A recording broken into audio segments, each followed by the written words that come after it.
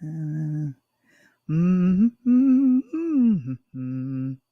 Oh, hey, how you guys doing? I'm just checking something out here. A nice CD here. A blessing. It's a blessing, I know, to be with you all this evening. Happy Tuesday to you guys. Oh my goodness. It is another edition of Talk on Tuesdays. Yeah, it's a special one. And Coach is fired up. He's got some things, and we have a special guest. But guys, it's time to get going. Oh my goodness. Let's go.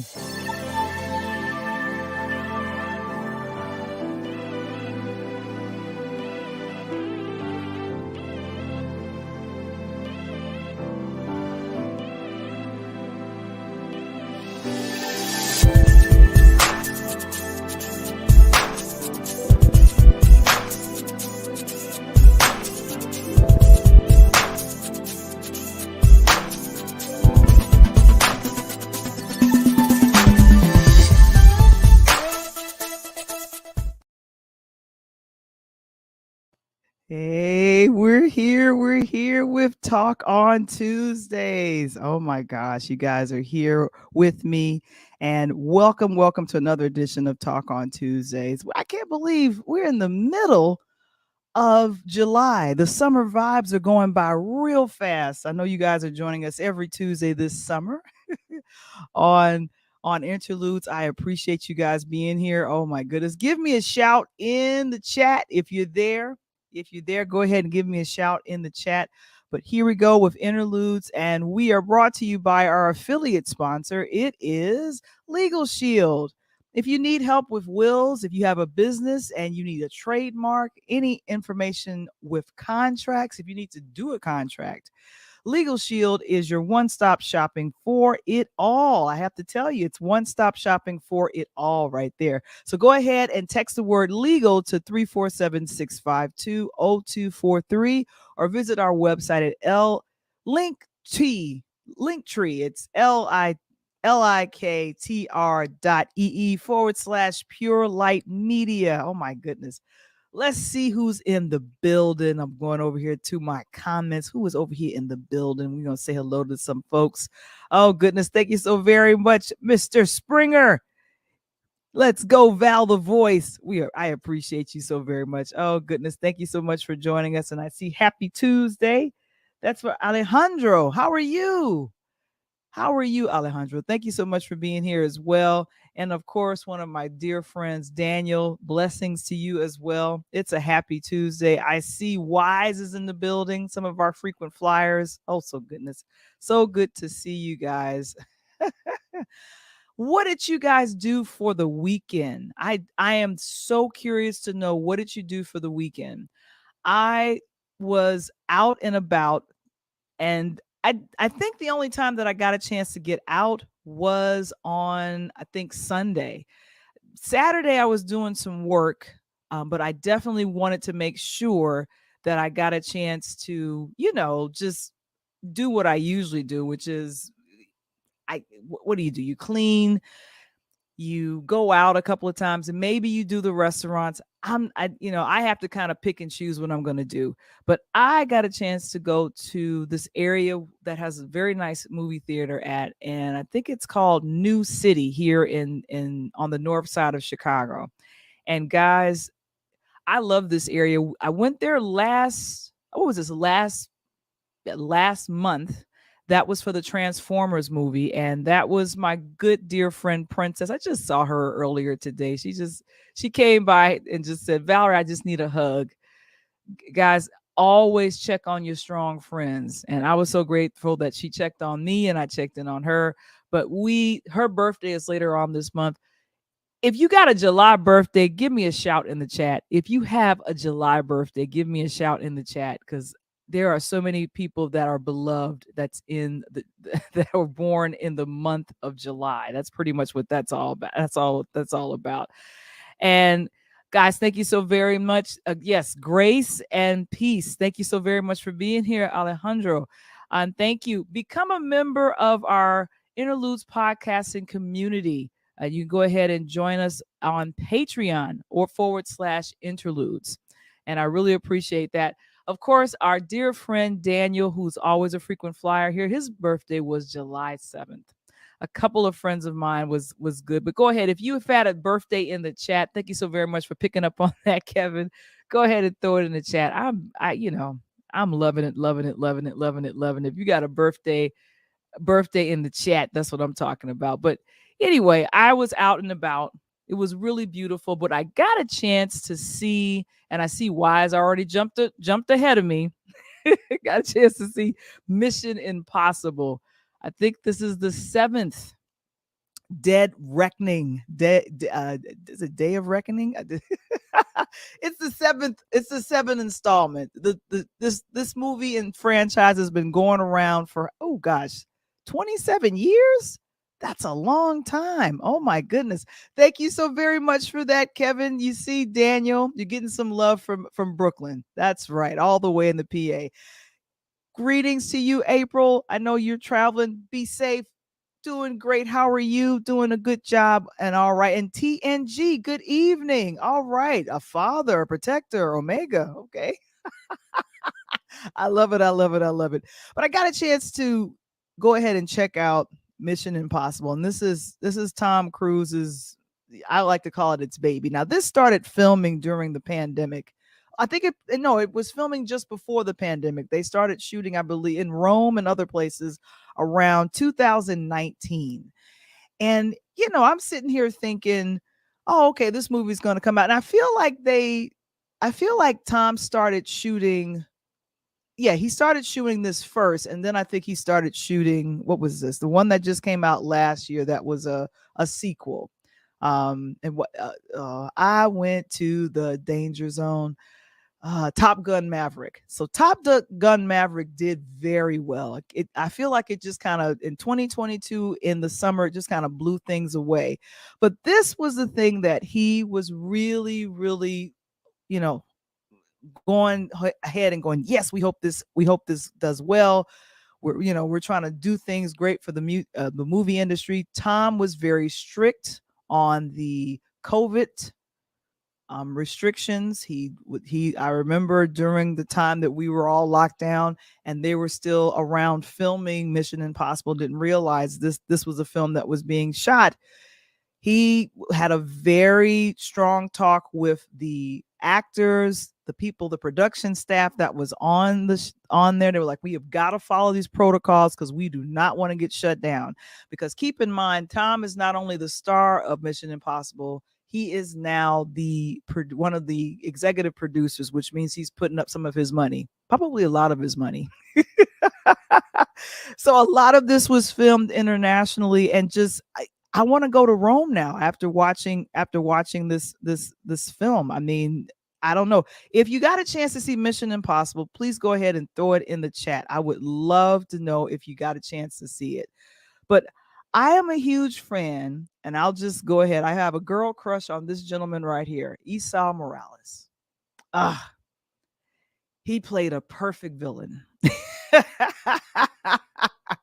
My crush goes back to La Bamba. I'm sorry. I've had a crush on Esau for a long time. I'm just like, ooh, ooh, ooh, ooh, ooh. Thank you so very much. Jay said she saw this on Saturday. I saw it Sunday. Oh, good gracious. And then, of course, Mark says he loves the TV series Mission Impossible, but has not seen the movie yet. Man, it's okay. It's all good. And yeah, so I'm just a huge fan of Esau Morales. I found out at the last minute when doing some research on this, is that he replaced another actor for being the villain. I did not know that. I was totally shocked about that. Who was supposed to be the villain? It was supposed to be another person, and they casted Esau, and I'm thinking you wouldn't have not known he was replacing anybody at this time. So, I mean, so he is an award-winning actor. I love him, but they had, because I know Tom is a producer, they had the big opening of this in Rome back last month. So you guys are aware of the writer's strike. You guys are all aware of the writer's strike, and now the actors have joined them. So any films that are coming out, any television shows or anything that's being released by the studios, cannot do any press for it right now. So these shots are old. This was in Rome. That is a director there, Christopher McQuarrie. He did a really good job. I feel like everybody's heart was in their mouth when they were shooting this, because Tom does his own stunts. He does a lot of his own stunts, and good gracious. So anyway, Simon Pegg, who else? Rebecca Ferguson, Haley Atwell. She's new to the series, and she did a really good job. Vanessa Kirby, Pom Kimmertreth, a really good actress. She was a French actress and just did a lot of stuff with her face, a lot of acting with her face. Greg Tazon Davis, and then of course Esau Morales and Carrie Hughes. Really had a good time checking this out. If you guys haven't seen it, I really enjoyed it. It was a lot of action. I looked away from the screen a bunch of times. A bunch of times. I was just like, this is not happening. I am looking away right now. And that's Haley Atwell. She's a new add to this series. Now, keep in mind, this is part one. Part one, which means there's another one going. I think they left a nice cliffhanger for it. I'm not sure. But there we go. Tom Cruise and the new Mission Impossible is out. So I'm excited about it. Who's laughing at me? Okay, okay, thank you. He is of Puerto Rican descent. Did not know that about Esau, but I'm a fan. Alejandro, I'm a fan because the brother can act, and he was a perfect adversary to the Tom Cruise character. And so I was very, very excited about that. Guys, I am so excited about my interview that I have coming up right now. He is a Chicago native and a jazz musician. And here's the thing. I don't like to just do the one genre and say jazz. It's a bunch of the genres. And so I got a chance. A dear friend of mine sent me his CD, and I got a chance to listen to it, and I was like, oh wow.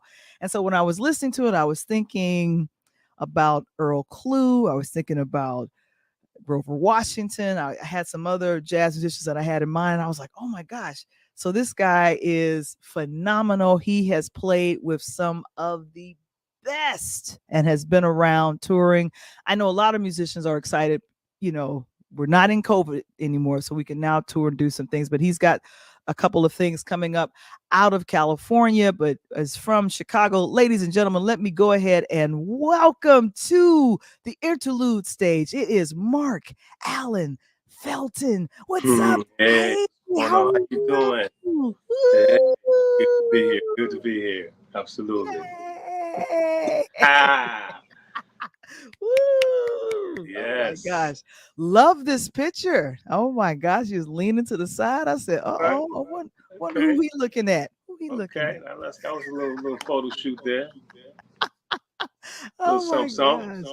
A little something, something, a little something, something. Oh my gosh. So I just mentioned a couple of musicians that I'm a big fan of, but here we go. Charlie Parker, Grover Washington Jr., Stan Getz. Who's your favorite? Do you have a favorite? I know all Sure. musicians. If you think about one, who's one of your favorite musicians out of that? Grover Washington Jr. Absolutely was my favorite. Mhm. Growing up, was Okay. my biggest inspiration actually. Okay. hmm Wonderful.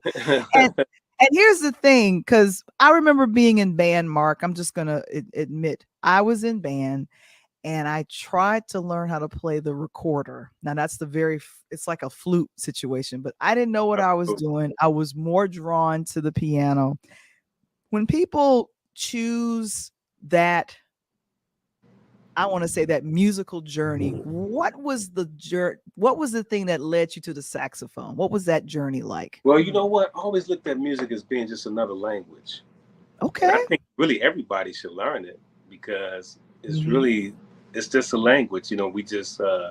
We've been taught that, certain people are talented, in that area only. But I think that's true about maybe the talent part. But as far as the language part, I think we all can enjoy that, because we all love music and Mhm. it's made up of a numerical system. and it's learnable, absolutely. So my Yeah. uh my journey to playing the saxophone really, um I've always wanted to be an entertainer more so than even really knowing about the music. So Mm-hmm. um when I was younger, I had an opportunity to watch some group on television called Cool in the Gang, right? And I was checking them out, and I saw them flipping the horns around and stuff like that. And I said, I want to do that right there. And I didn't really mean play. I wanted to just flip the horns. That's all I wanted to do. But ironically, when I went to school, Mhm. they had a teacher at the time. His name was Mr. Theodore.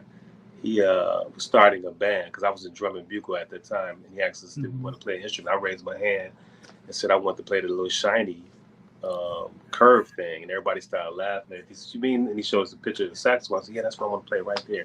And Mhm. that was my first introduction into actually getting around to even know what a saxophone was, and playing it. Yep. Yeah. And as I, was digging through and doing a little research and recon on you, this was the album from the album A Blessing. It looks like this was a live recording as well. Yeah. And this was a combination of, I want to say, jazz and gospel. How do you see those two genres working together to kind of edify and bring glory to God? Well, like I said, music is such an intricate language. I don't really look at music being separate like that because we Mhm. all using the same 12 notes. Mhm. And there's Mother Reese right there. We all using the same Yeah. 12 notes. And it's basically a change of rhythmic playing style and actually harmony, I guess, as well. But they go so well together because a lot of the chords and stuff that you see in jazz, you also see them being played in gospel music as well. And I love gospel music as well too. Yeah.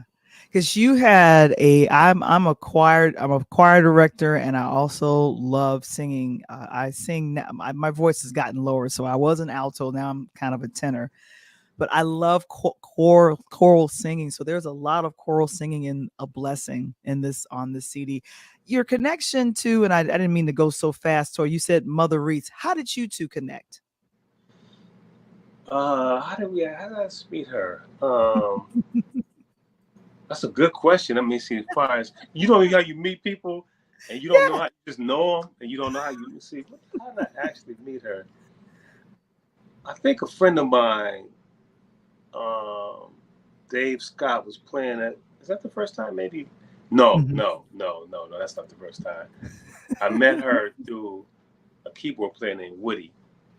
Oh, okay.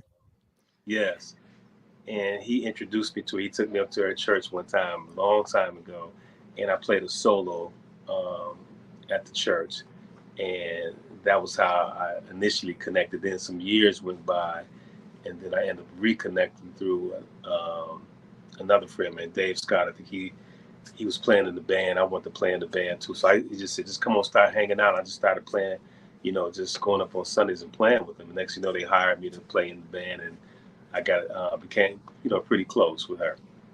Oh, that's so sweet. Yeah, because I think those connections is what happens and what's good about that. Yeah, And one of my cousins, she's gone on to glory now. Her name was Barbara Allen, very well known musician in California. I And knew Barbara. you knew Barbara Allen? That was my cousin. That was your cousin. She was over at wait, don't tell me Bishop uh, Elmer. Almer. Elmer, right? Almer. Yeah, Yeah. I knew Barbara. Yeah, I think Barbara had me come play for her a couple times on a couple things. Her and her husband. Jordan. Yes, yes. Yeah. That's I your, that's your cousin. Wow, small Yeah. world for real. It's a very small world, yes, because I she would kind of tell me about some of her journey, and this is early in her career. She got a chance to tour with Billy Preston, Elton John, and a few other musicians. And I would ask her, "Hey, cousin, you like who was some of the folks that you like to work with?" She was like, and she would be like anyone that knew their stuff, when they knew Yeah. their stuff, it was it was excellent to work with them. One of my Yes. favorite R&B musicians here you're here with Kenny Lattimore. I love him. I think you guys did a concert last last year together. How was Yeah. it kind of sharing the stage or being there with Kenny? Kenny's absolutely great. So, it's Mhm. always fun when you get a chance to collaborate with other musicians and singers and stuff like that. That brings that spirit to the stage. So we had a great Mhm. time. We were out there in Maryland when we did that concert right there. Oh, Yeah. okay. Yeah, Matter of fact, I think yeah. he just left Chicago. He's going to be in Chicago soon. Mhm. Yeah, Yeah, they it's got the guys up there. because I know musicians like to travel in packs. My cousin, one of my cousins, Kendall Nesbitt, who produced the music for this particular podcast, he's always talking about how it's you have to really love what you do in order to have that. I want to call it that musician's life, like you're touring. You're making friends as much as possible, and then I saw on your Facebook page that you have a Sunday night sax. Please Yeah. tell me about this. What is the fun things that people can expect if they come on Sunday night to see you? Well, I had started doing that about 5 years ago. We've been running for about 5 years, and I Mhm. would present different guests on the show, kind of like what you're doing. But I have like music. I do some concert footage I have on there. Mhm. Um, Comedians sometimes, and it turned into a family thing. So now a lot of the people that come on every week, they've been Mhm. with me for like 5 years, and they just come check in just to, make sure they're saying hi to the family. So, and then we have people from all over the world actually that check in with us. So, it's like as of late, I haven't been doing any high level productions with that. I usually have Mhm. like a lot of high level stuff going on, but because of running back and forth to here and there, I have to do it on my phone sometimes, and I don't get a chance to put all the stuff I want to put in there. But you could expect like interviews, me playing sometimes. Sometimes I just play for about 10, 15, 20, maybe 30 minutes. Mhm. Um, you can see some old concert footage. I might show some videos. And we have some great talks. We throw a few nuggets here and there. I have Mhm. a friend of mine called the Colonel. He comes on and gives out some great advice to people and all that. Just have a good time. It's like a big old family. Wonderful. Now I got a question from the audience. Mark wants to know, how did the nickname Panther come about? Oh, that's a good one right there, Mark. Um, it's funny. One time I was playing at this club in Uh-huh. California, kind of far out, Okay. and this guy was, just kept looking. He kept looking at me playing. He was like, just really checking out what I was doing and stuff like that. It was an older guy, and afterward, he sat down and said, "Can I have a drink with you?" So we sat down. I had to travel like 3 hours away to get back home. So I sat down with him. He said, "You know what?" He said, "You remind me of a one name artist." Mhm. And I said, "One name artist? What you mean?" He said, "You look like the way you move around on the stage. You just move around like an animal, like a cat." He said you should change your name to Jaguar. And I was like, Jaguar. Oh, I like that. So I went back home and I told one of my friends at the time. I said, um, hey, man, I'm gonna change my name to Jaguar, man." He jumped up, real excited. Then he said, "No, don't do that. Meet me at my house tomorrow at 10 o'clock." And he just ran out my house. It was the weirdest thing, right? He ran out my house. I was like, "Hey, hold it." He's gone, right? And so I went to his house the next day at 10 o'clock, knocked on the door, and he opened the door. He had something behind his back. And I said, "What's up, man?" "What's up?" He said, "Man, I was saving this for me, man, but this fits you better." Then he pulled out a poster, big frame poster of a panther. He said, "Man, you're a panther. You're the panther." Like that. I was like, wow. When I saw it, I was like, oh my God, I got chill bumps. I said, "That's my name. That's your name, and not Jaguar, Panther." And then he proceeded to show me some footage, video footage. It was on VHS at the time of a panther going through a jungle. He said, "Man, that's how you play, man. You play just like the with a panther is stalking the prey and all that." And I was like, wow. It was really one of those coveted moments that I really just felt transformed at that moment into a panther, basically. And that's how that came about. Wow. Oh my gosh. And Mark Lee is always asking these great That's a good. questions. Thanks, Mark. And Appreciate the yeah, question. so he is based out of North Carolina. He's wondering, do you have it has an amazing jazz scene there at NC? Any appearances happening there?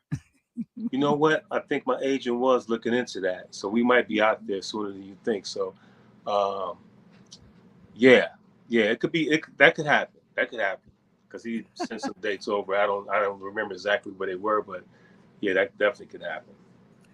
So I was on your Facebook page and I love anybody that's doing inspirational quotes. I saw this and was like, oh, wow, this is cool. Seize every opportunity to express and manifest the greatness which resides in you. If Absolutely. you were to give any starting musician some advice, what advice would you give them? You know, without sounding cliche-ish, I would say Mm-hmm. be true to yourself. And what that Okay. means is that because music is so exploratory, it's like anything, like a lot of things in life.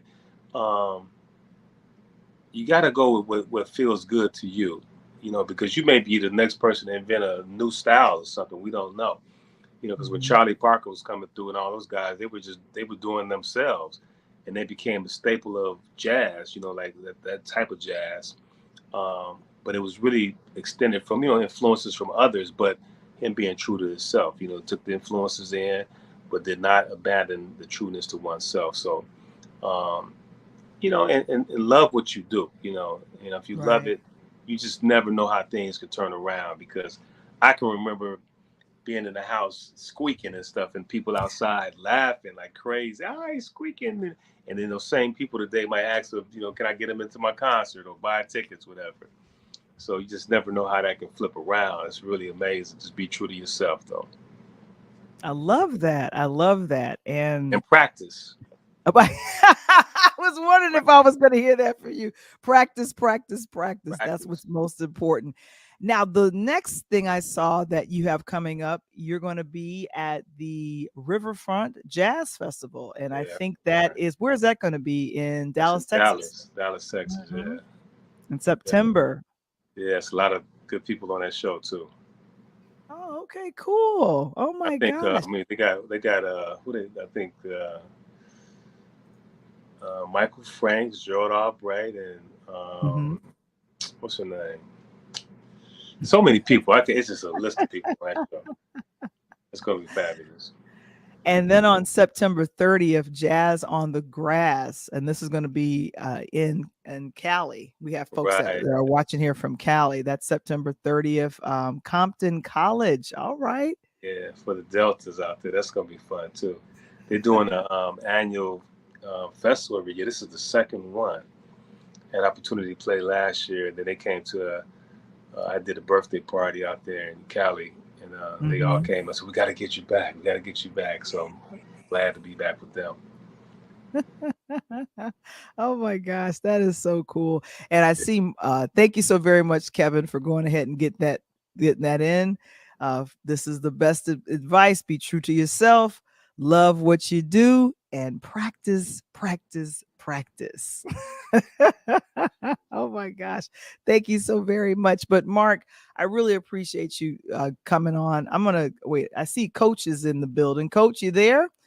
Coach, you want Always. to say hello to you want to say hello to a Chicago native, Mark? What's Coach up, Tony, Coach? how you doing?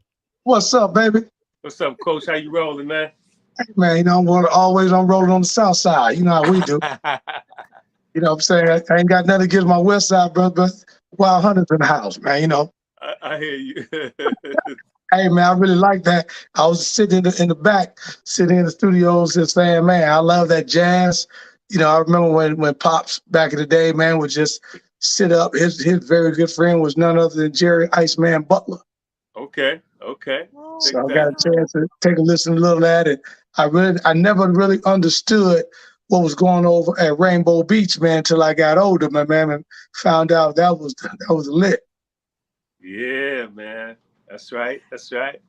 and Mark, I saw something in the chat from April. She says, "Thank you for teaching and giving back." Do you teach music in school? Not in in school, schools? but over the years, I just had the opportunity to be in so many situations where I was able to share information and knowledge to the youngsters that was coming up, and even not just the youngsters though, because people always talk about the youngsters, but they kind of throw the older people away. But it's Yeah. like we're not to be thrown away. It's like hey, we need to be taught too. So Way to I go try to to chef. share the knowledge if I have any knowledge to anybody that's willing to listen. I kind of look at it like that because matter of fact, I'm really high on that because as we get older, a lot of people feel like they can't, still go after their dreams or whatever. It's like, I'm done. I just gotta, abandon that and let that person do that.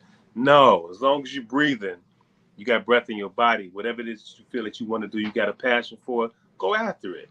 You know what I'm That's saying? right. Because it also helps connect with the younger people when they see you doing things at at a certain age. It's like, hey, it doesn't stop. And so many people have been taught that things stop after a certain age. Don't stop. As long as you breathe it, keep it moving. Keep Mark, it. I give you, when I say I got an 18 wheeler on my hand, I'm pumping right now because what you said is true facts. I DJ back in the day, and Valiants know that back in the yard.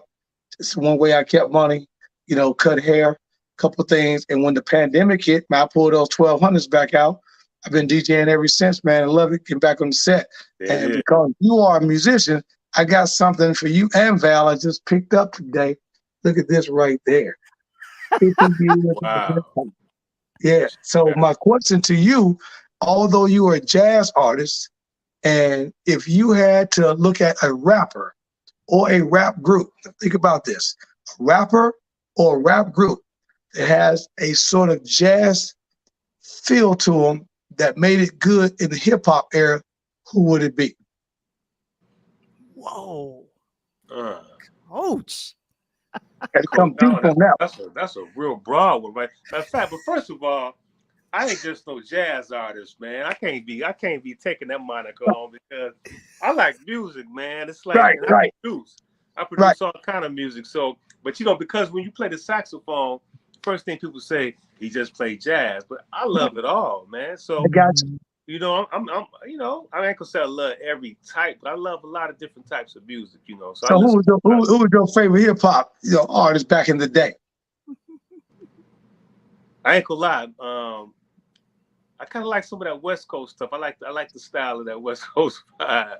I do Yeah, Oh, like that. okay. I do like that. And that was probably too. yeah, I like R&B too. I like a lot of R&B stuff too. I was thinking about when I asked that question, I was thinking about Mhm. none other than Guru and the Jazzmatazz album.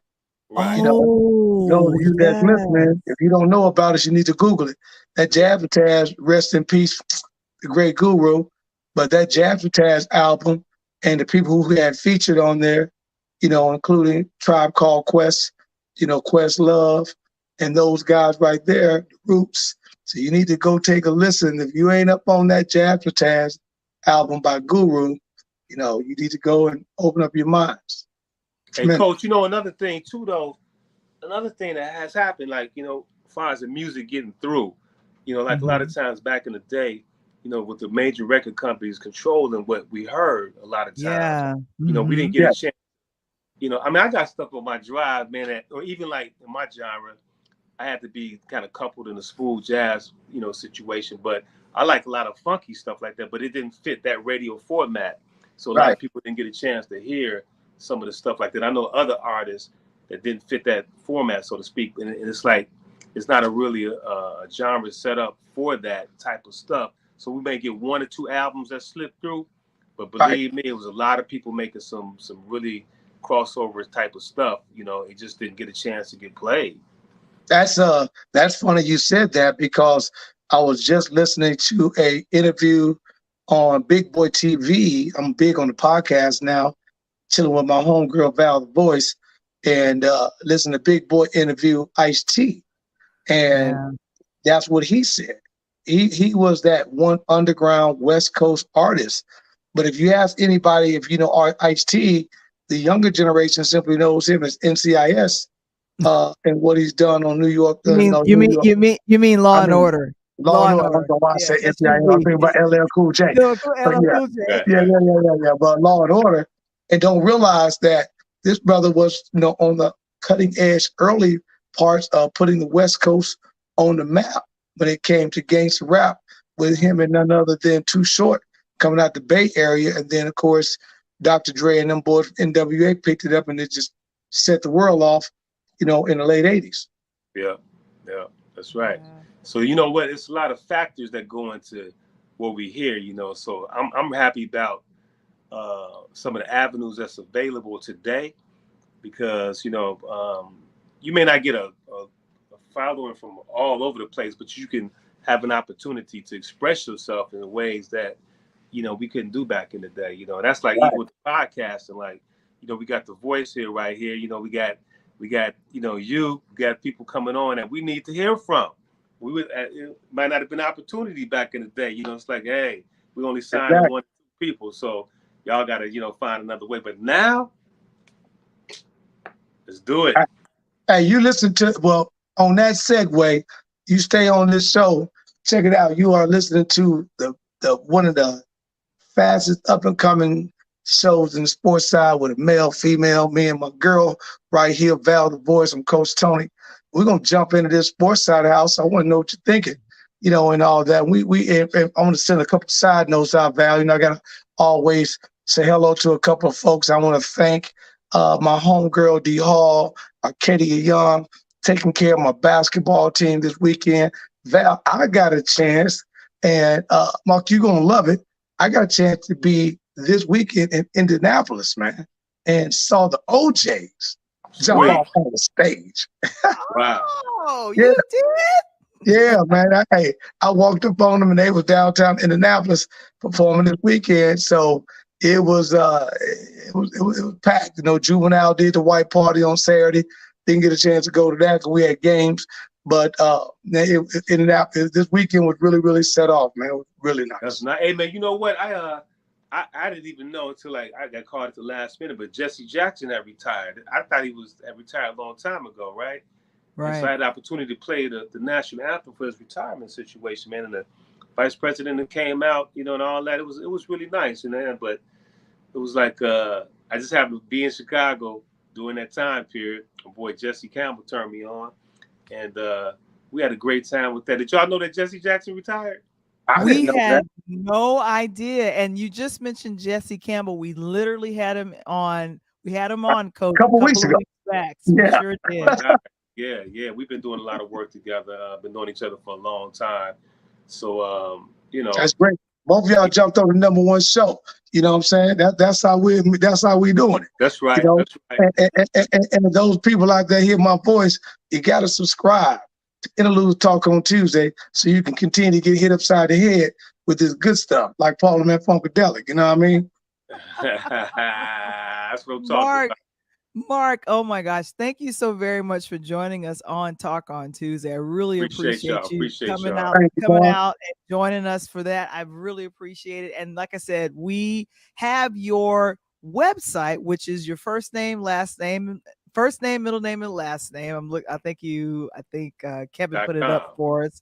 Yeah, markallenfelton.com if they want to know any more information about you. And then also join you for Sunday night Sax. I like that. Nice. That is so wonderful. Sunday at 7 p.m. PST, Pacific Standard Time, right on. I got you. So that'll be 9 o'clock for us here in Chicago and about 10 o'clock out all the way in the East Coast. But thank you so very much for joining us, Mark. Appreciate that, brother. Appreciate that, y'all. Y'all be blessed now. Man, thank you. All right. Oh my gosh. Did you see Val, that? you see how you do, Val? You're doing too much. I'm not doing too much. It's all good. And we always get these talented people on, musicians. Isn't that amazing? Isn't that amazing, though? At 10 degrees of separation, how he mentioned Jesse. We just had Jesse on a couple of weeks ago. Mm-hmm. I know. And I'm sitting up here like, oh my gosh, I'm totally blown away. But it's your time. It's your time, right?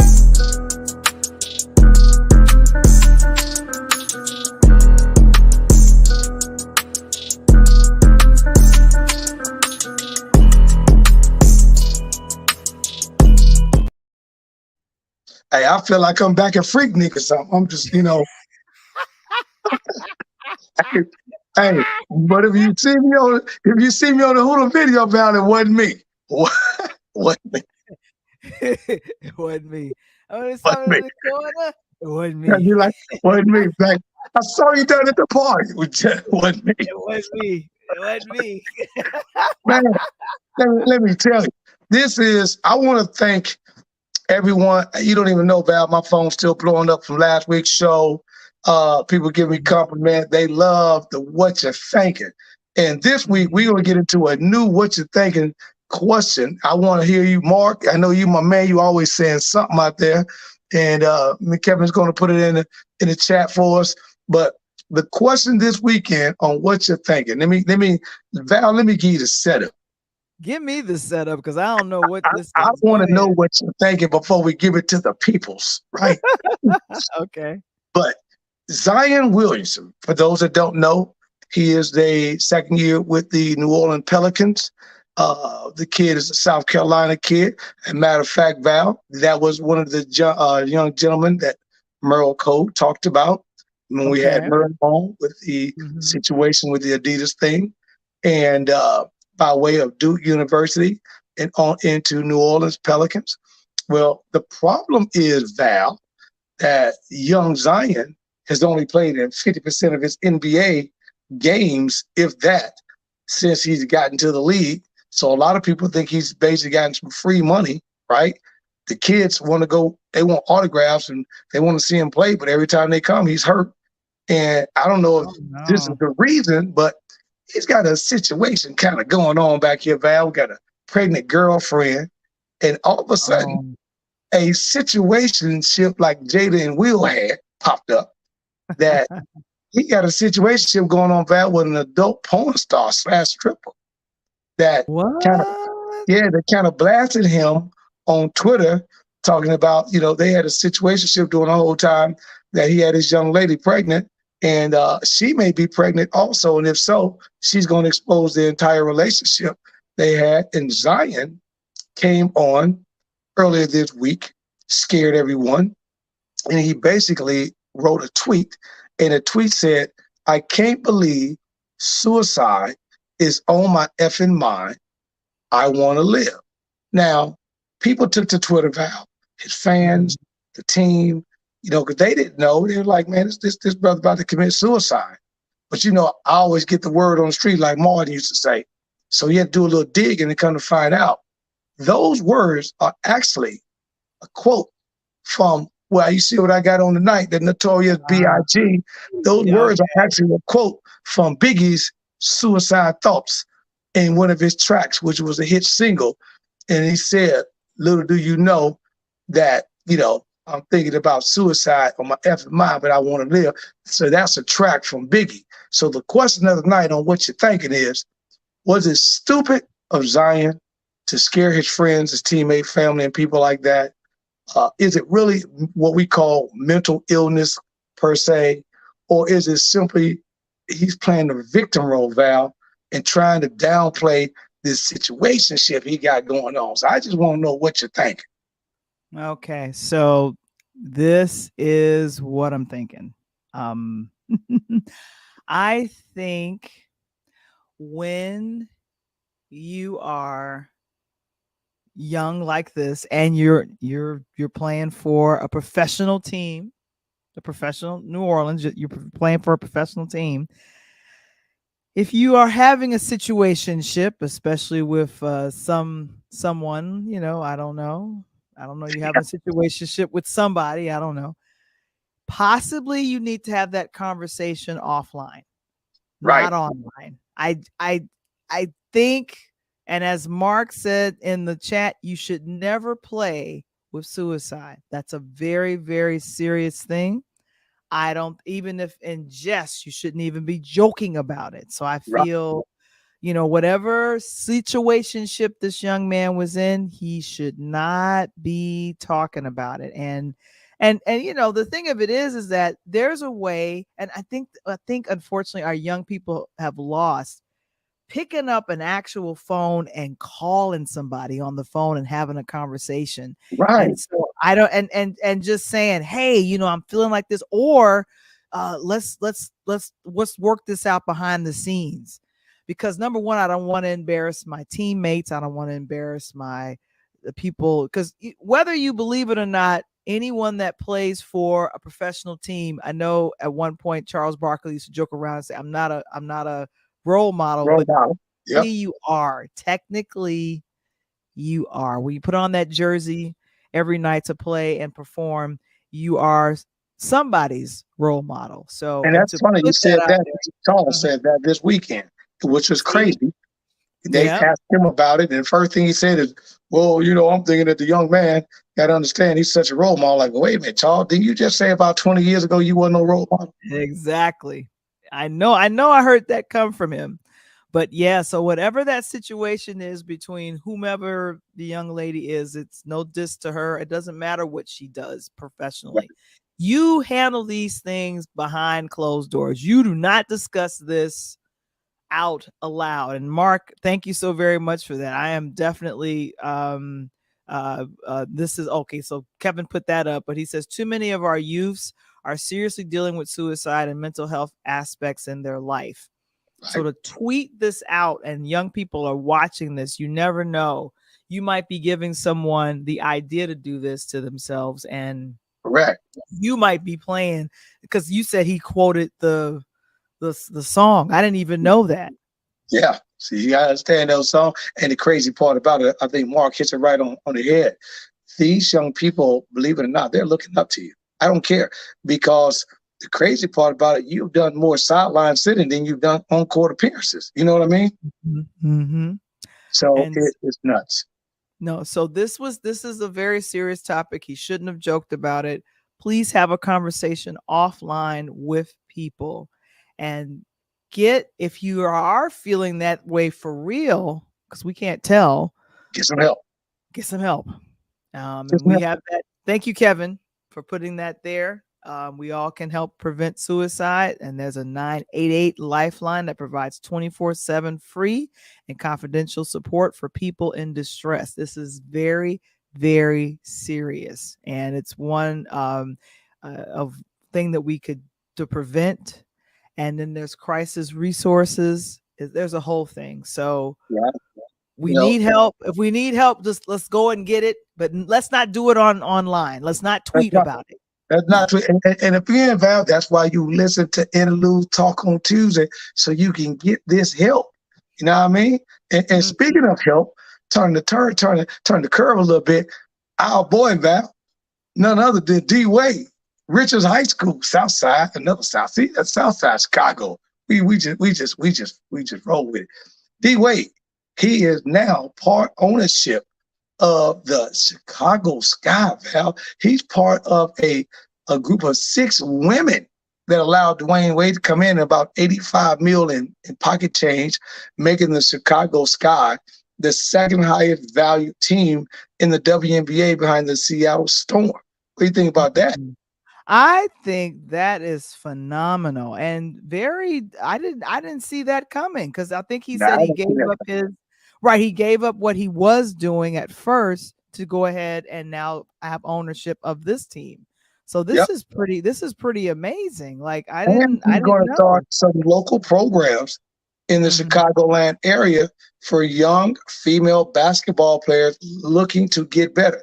That's the big benefit, getting the Chicago Sky logo and getting them out there, because now people don't realize, I talked about it last week. This weekend was the All-Star game, Val, in Vegas. Vegas had everything. They had the All-Star game. They had the NBA Summer League.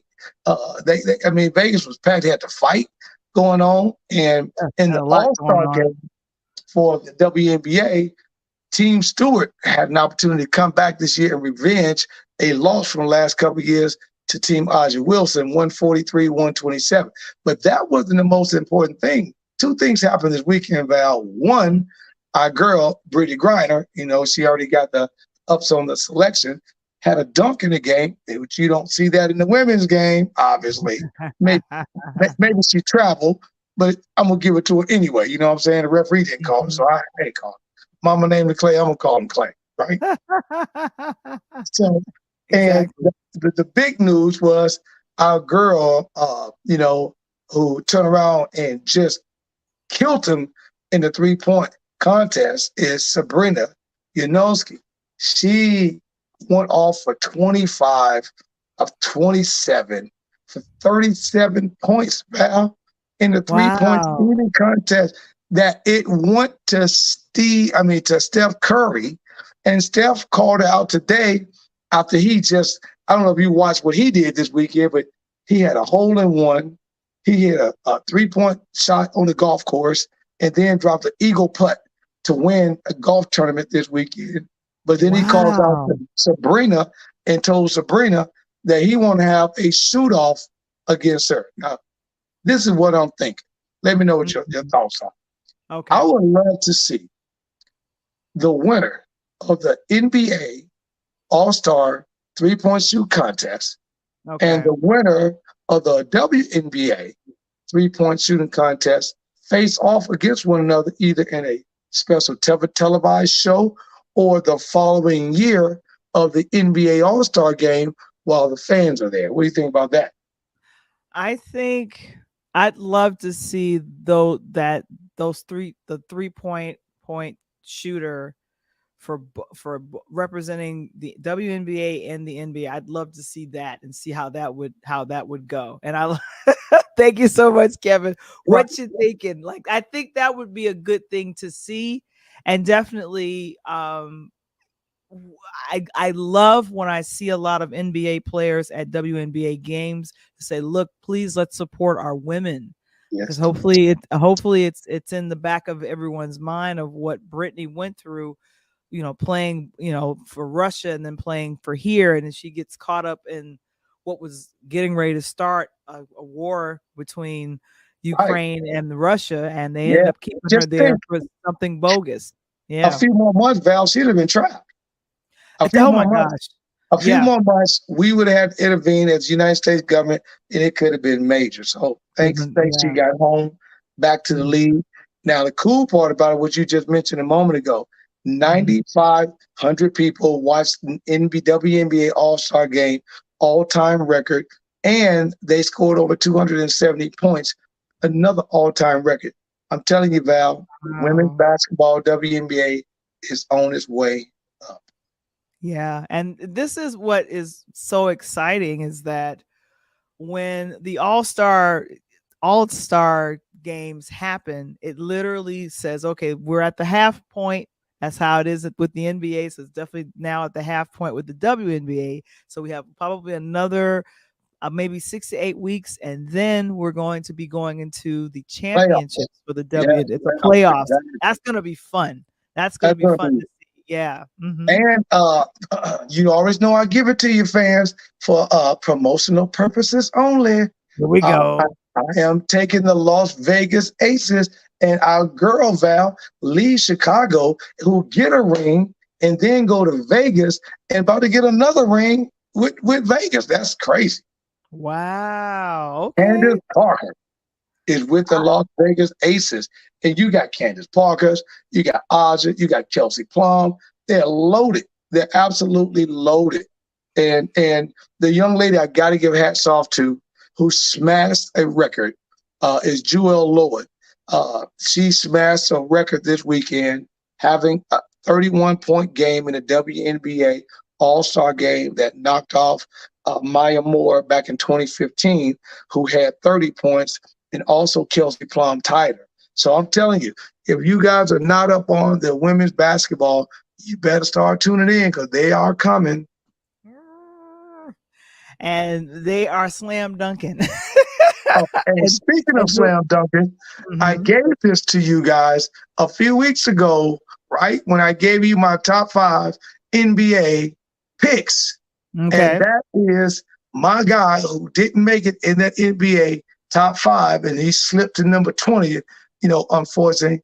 And I just went absolutely nuts.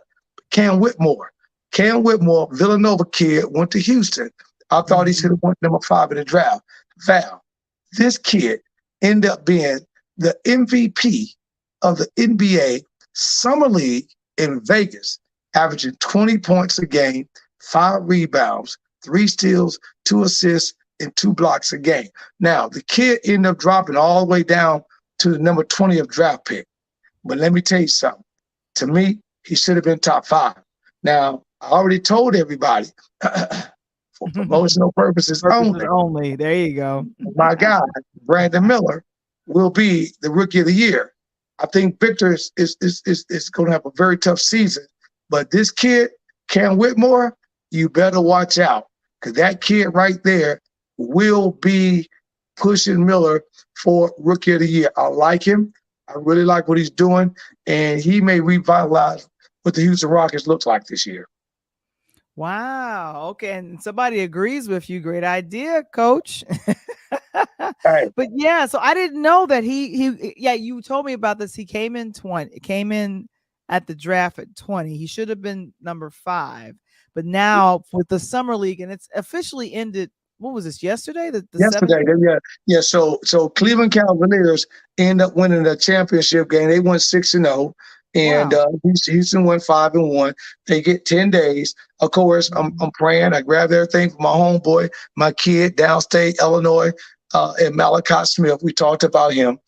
Kid got an opportunity to be brought up by Portland, and I'm hoping that Portland brings him on, or he ends up in the G League with a nice contract. But, again, Val, this kid, Cam Whitmore, I talked about him. I had him just below the Miller kid, and I think that those 2 kids are going to push each other this season, and we'll see next June. Yeah, exactly. And after the summer league, the kids that played with the NBA teams and they were recruited by those teams, will they advance and get on the actual team? Like they'll be on the team. Yeah, so here's how it works. So now everyone's going back home to their respective states. So if I'm in Baltimore, Chicago, LA, wherever it is, I go back home. If you are probably a first-round draft pick and you play pretty decent to well, or were impressive enough, then you're probably going to sign that contract. Some of the second-round kids played great, so I know they'll get a contract. Some of the kids who didn't play that very well, Val, unfortunately, what's going to probably happen to them, they'll probably sign what they call a 2-way contract, which is what I explained a few weeks ago. And that will be a situation where they will play in the G League with an opportunity to get back up to the league in case of an injury or something like that. So that's where we're at right now. Training camp opens up in October. So you're basically right around 60 days away from training camp opening up. And you'll see a lot of moves right now. But again, if you stay tuned, Interludes Talk on Tuesday with your boy, Coach Tony and Val The Voice, will keep you in the loop. Yeah, so I definitely am excited to see where the kids are going to end up after playing in the summer league, because I literally saw that it just ended yesterday. All of this exciting things happening over the weekend with the WNBA All-Star game as well. So, and just good to see everyone just being excited and cheering on. But what's up next for your team? Because we got a chance to see your team, and I got a chance to see your team in person. So what's up for you guys? Yeah, I sent you pictures. So we got to put them up there and have to blast them. My guys do the same thing. They are now at the end of summer, where the high school boys come back home, and now they're just in training mode, Val. Enjoy some summer, maybe get some bumps and bruises back in order, some hurt ankles. We played very well. I'm very proud of them. We went up to nationals. We went 2-2, but we lost both games by a total of 7 points. So I can't ask for nothing more than that. I'm very proud of them. They did their thing. And, we're looking forward. Another class of 2025. So I got these kids again. So by next year, you're going to see a big improvement of them. And hopefully some of these guys that you're looking at will be signed some college scholarships at the end of next season, Val. Yay. Oh, my That's God. my Tennessee Edge, AAU, Nashville, Tennessee. And I'm getting ready to, by the way, I want to make sure I mention this. So please stay tuned. I'll mention this on the next couple of shows. But if you want to reach out to me at my Twitter handle is @Chillman7. And that's Chillman with 3 L's, @CHILLMAN7. LLLMAN7. I will be hosting the 2023 showcase here in Nashville, Tennessee, coming up for the rising class of 2026 through the 2024 class. So I appreciate you guys. Reach out to me. Look forward to hearing from you. And that's how we do, Val. You know how we do. I know. Oh my gosh, it's the coach. It's the coach. Oh my goodness, so good to see you and so good to get some things going. But yes, we have the Pull Up podcast that's coming up for Coach next month. We're excited about that, and definitely thank you so very much, Kevin. If you want to, the coach is popular on Twitter, so that is his handle there. He's huge on Twitter. But here's a question: do you know anything about Threads? Yeah, so Threads. Let me break it down. Let it be broke, right? Mm-hmm. So on Threads, Threads is the new thing that's coming to be similar to what Twitter's doing. It took Twitter about, I think, roughly about 3 years to get 7 million clients, and it took Threads, give or take, about 7 weeks to get the same amount. So I think that the popularity of what happened with Twitter helped out Threads. If it had been in reverse, Twitter would have been doing the same thing. But the funny part about that, and I would love to announce this on our show, Val, Mark Zuckerberg wants to fight my man Elon Musk in a boxing match because he's pissed about the thread. First of all, who want to see that fight? I don't know. But for promotional purposes only, I will make a bet on it. Oh my goodness. Threads versus Twitter, because I literally just activated my Threads yesterday. Well, so that's what's up. And that's how Threads came about. And they jumping off very quickly. A couple little differentials that they've got as opposed to Twitter. But, again, I am a heavy Twitter guy. So if you want me, Kevin just posted that at Chillman7 with 3 L's in it. Get at me. I'm going to be on Threads as well. And, again, push the subscribe button. You'll keep getting all this good information. What you thinking about Threads? So there you go. Oh my gosh. But go ahead and hit the like and button, and please share. And of course, I just found out we are almost at 400 subscribers. We want to thank everyone that has subscribed. Thank you so very much. We hit 500. That'll be a great one as well. So we're just so excited about that. But we're gonna make sure, because here's what we're gonna do. I told Val, I was talking to you guys, listening to me again. The 500th person that helps us get 500 subscriptions, the 500th person, and make sure we try to find out. We're gonna try to get a gift card. Then we push into 1,000. So we trying to get those numbers up. So send us out to your mama and them, your cousin and them, right? Your family and them, your friends and them, everybody in them. Make sure they own this podcast, baby. There you go, guys. Thank you so very much. Be on the lookout for the pull up, because we're gonna pull up, and then when I drop the pull up, I want to make sure you pull up on me as well. Please do. Guys, thank you. And we've been celebrating our 3rd year anniversary for the audio podcast. And we'll be back with a brand new episode on tomorrow. But guys, if you're interested in starting your own platform or a fan of Interludes Talk on Tuesday, go ahead and join us on Patreon. I'll ask Kevin to put the link in the chat.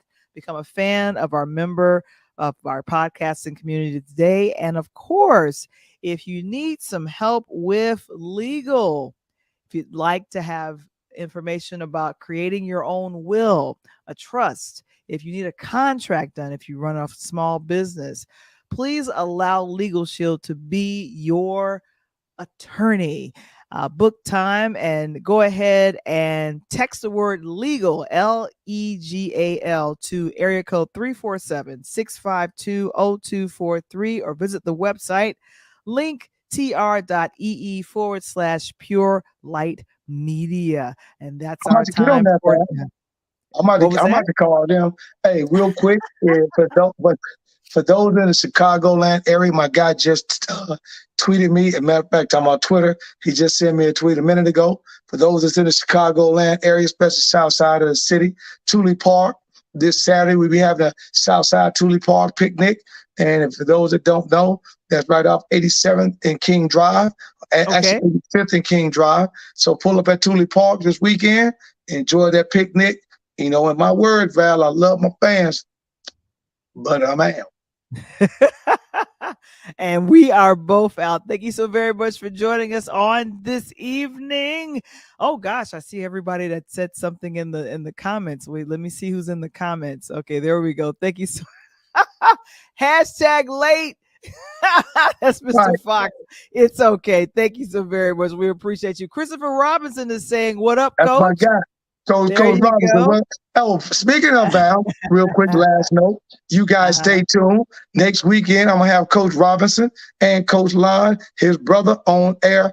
A little different. We've talked to the pros. We've talked to the scouts. We've talked to the agents. We've even talked to players. So we're going to go down to the grassroots next weekend, Val, and talk to the guys that are in the AAU grassroots so they can give it to the people from where it is down low before they get to be big time. So make sure y'all tune in next Tuesday. All right. There we go. All right, Coach. We're out of here. Have a good one. Peace.